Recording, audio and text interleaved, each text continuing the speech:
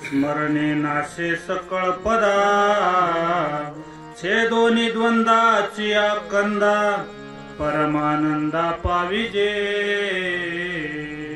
कारण स्वप्नामध्ये म्हणजे आठवणीत सुद्धा द्वंद्वाची बाधा मला कधी बाद करू शकत नाही किंवा कुठलंही दुःख त्या द्वंद्वामुळे माझ्या मनामध्ये येत नाही।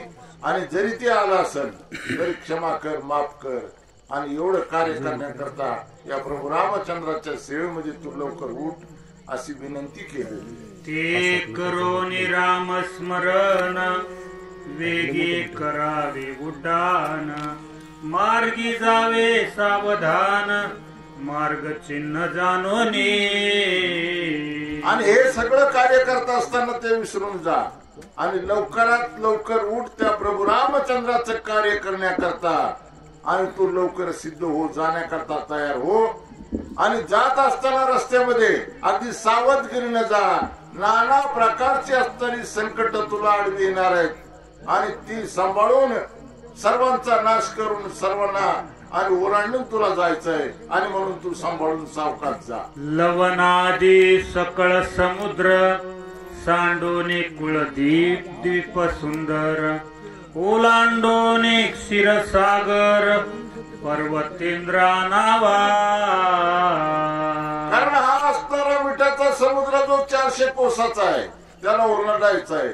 क्षीरसागर असणारा त्याच्या पलीकडे जायचंय आणि उंच अशा प्रकारचा असणारा जो पर्वत आहे त्याच्यावरती जाऊन ही असणारी वनस्पती तुला आणायची आहे। आणि म्हणून तू लवकरात लवकर त्या दिशेने जा, सावधगिरीने जा अशा प्रकारचं सूचन वैद्य आणि हनुमंताला सांगू लागलेले आहे। पर्वताच्या उत्तर भागी दिव्यावशधी अनेगी सर्वथान लक्षिती जगी त्याही वेगी परिसे पा।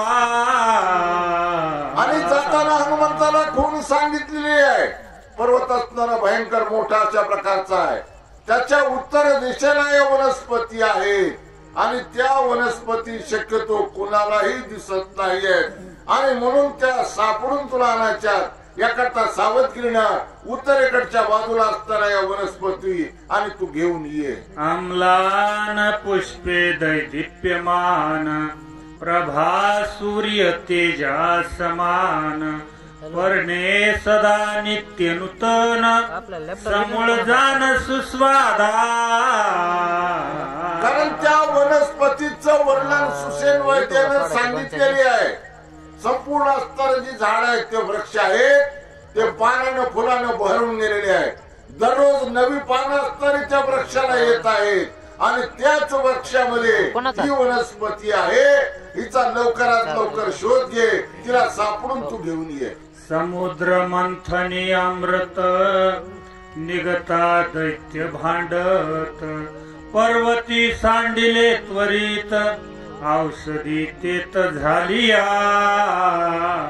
कारण समुद्राचं मंथन देव दानवाने केलेलं आहे आणि त्या मंथनामध्ये अमृत निघालं आणि ते अमृत वाटून घेण्याकरता देव दैत्याने एकमेकाबरोबर भांडण केलं आणि त्या भांडणामध्ये ते अमृत असताना या पर्वतावर उत्तरेकडच्या बाजूला पडलेलं आहे आणि त्यापासून असताना ही वनस्पती तयार झालेली आहे आणि म्हणून ती अतिशय महत्वाची वनस्पती आहे।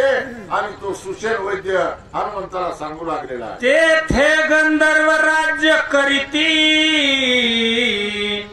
दुर्धरतयांची स्थिती औषधी यत्ने गाती यत्ने राखीती अहोरात्री सावध। आणि म्हणून ही अतिशय तेजस्वी अतिशय महत्वाची असणारी ही वनस्पती आहे आणि म्हणून त्या ठिकाणी देवाचे असणारे जे काही गंधर्व आहेत त्यांचं राज्य त्या ठिकाणी आहे। हे गंधर्व आणि रात्रंदिवस त्या वनस्पतीची राखण करत आहेत आणि म्हणून या वनस्पतीला आणणं तेवढं सोपं नाही आहे, अवघड आहे आणि म्हणून मी तुला सावधगिरीने जा अशा प्रकारची सूचना देत आहे। तुझा निता औषधीची गंधर्व मिसळती युद्धाशी चुकवोनिया अपायाशी दिव्यावषधीशी आणावे। आणि म्हणून हनुमंता ज्या वेळेस तू वनस्पती आणण्याकरता जाणार आहेस त्या ठिकाणी गेल्याबरोबर आणि हे सर्व अस्तर जे काय गंधर्व आहेत ते तुझ्या बरोबर युद्ध करण्याकरता मिसळणार आहेत, ते युद्ध करणार आहेत. त्यांचा सामना करून त्यांच्यापाशी लपून किंवा त्यांना चुकून ही वनस्पती तुला आणायची आहे आणि म्हणून ती सावधगिरीनं तू आण. राक्षस नष्ट मायावी कपटे छळीती महालाघवी मार्गी घालीती महागोवी ते चुकवावी अति यत्ने. कारण या राजा रावणाचं हे राज्य आहे आणि म्हणून या ठिकाणचे जे काय राक्षस आहेत अतिशय कपटी आहेत. ज्या वेळेस त्या वनस्पतीला आणण्याकरता तू जाणार आहेस त्यावेळेला तुझ्या रस्त्यामध्ये नाना प्रकारचे व्यत्यय अडथळे आणण्याचं काम आणि हे वानर करणार आहेत, तुझ्या बरोबर युद्ध करणार आहेत, भांडणार आहेत. आणि म्हणून अनेक संकटामधून तुला मार्ग काढायचा आहे आणि म्हणून मी तुला सूचना दिली आहे जरा सावधगिरीनं जा. नाना परिचा छळनोक्ती राक्षस छळती तर्क युक्ती ते सांडोनी मारुती शीघ्र गती परतावे. आणि म्हणून हे कपटी अस्तर जे राक्षस आहेत नाना प्रकारचा प्रयत्न करून तुला छळण्याचा प्रयत्न करणार आहे, तुला भांडण्याचा युद्ध करण्याचा प्रयत्न करणार आहेत. आणि म्हणून या कपट बुद्धीवर मात करून आणि तुला ही वनस्पती आणायची आहे असं सुषेण वैद्य हनुमंताला सांगू लागलेला आहे. दूरपंथात्यध्वान निशा निमिषार्धाय श्रीक्रमून मनोवेगे तुझ गमन आम्ही संपूर्ण जाणतो. आणि म्हणून ही वनस्पती आणण्याचं ठिकाण अतिशय दूर आहे आणि त्या ठिकाणी तुला जाण्याकरता वेळ अतिशय अपुरा आहे. तुला लवकरात लवकर जाऊन आणि ही वनस्पती आणायची आहे आणि म्हणून ही अगोदर मी सूचना तुला देऊ लागलेली आहे. तथापि मार्गाची अगणिता तुझं सांगेन कपिनाथा गमन करावे आता संख्या तत्वतावधारी. आणि म्हणून हा रस्ता कुठल्या मार्गाने जायचंय, कशा प्रकारचे अडथळे येणार आहेत हे सगळं पुढचं भविष्य, सगळं पुढचं असणारं वातावरण हनुमंता मी तुला सांगतो, जर लक्ष देऊन आहे. 3 लक्ष 10 शते 10 योजने अधिक तेथे येता जाता द्विगुणिते पंथ निश्चिते क्रमावा. कारण 3,10,000 आणि 700 अशा प्रकारचा असणारा लांबीचा मार्ग आहे आणि तो जायचंय आणि परत यायचंय एवढं मोठं अंतर आणि तुला या थोड्याच्या वेळामध्ये आणि उल्लंघन करून परत यायचे हनुमंता. जवरात्र आहे मध्यान सूर्योदय न होता जाना औषधी घेऊन संपूर्ण शीघ्र आगमन करावे. कारण आता रात्र झालेली आहे, सूर्य उगवण्याच्या अगोदर तुला त्या ठिकाणी जायचंय, औषधी हुडकायची आहे, ती घ्यायची आहे आणि सूर्य उदय होण्याच्या अगोदर ती वनस्पती परत घेऊन यायचंय आणि म्हणून तुला हा वेळ अतिशय अपुराच्या प्रकारचा. रात्री अवघी अतिक्रमिता सूर्य उदयात न पावता औषधी येती हाता कपिनाथावधारी. आणि म्हणून हनुमंता सर्व वानराचा राजा आहे.